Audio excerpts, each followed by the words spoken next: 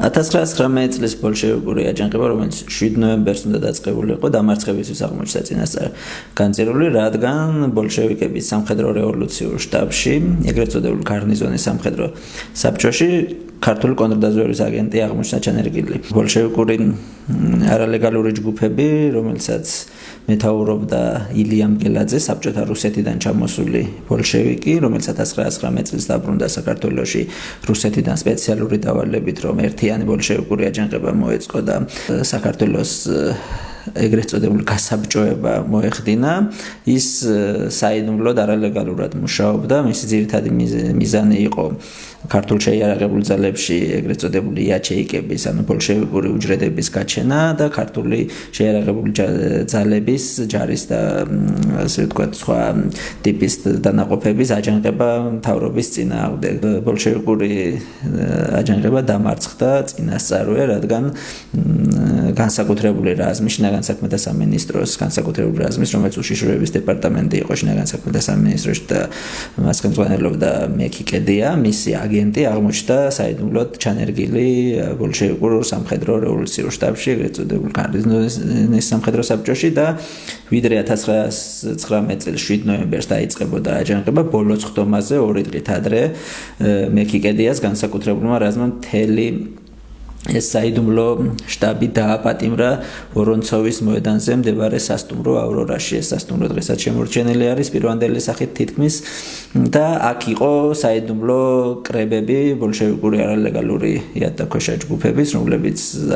7 ნოემბრის აჯანყებას აპირებდნენ, თუმცა ისინი წინასწარ იქნენ განეიტრალებული, მათ შორის დაიჭირეს ამ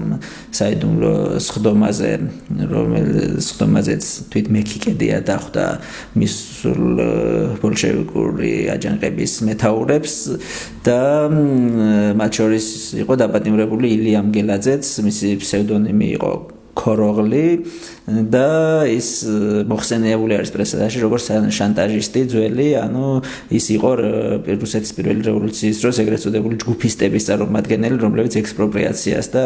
ძარცვას ეწეოდნენ ხოლმე და მას შემდეგ დაპატიმრებული და გადასახლებული იყო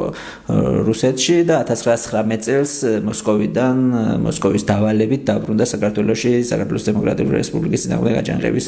მოსაწყობად.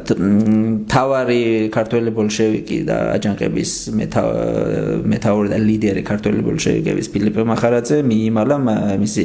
დაპატიმრება ვერ შეძლეს, თუმცა 2 კვირის შემდეგ კოჯრის ქუჩაზე სოლოლაკში სახალხო გვარდიის კონტრდაზვერვის თანამშრომლებმა დააპატიმრეს ის, როდესაც კონსპირაციული ბინიდან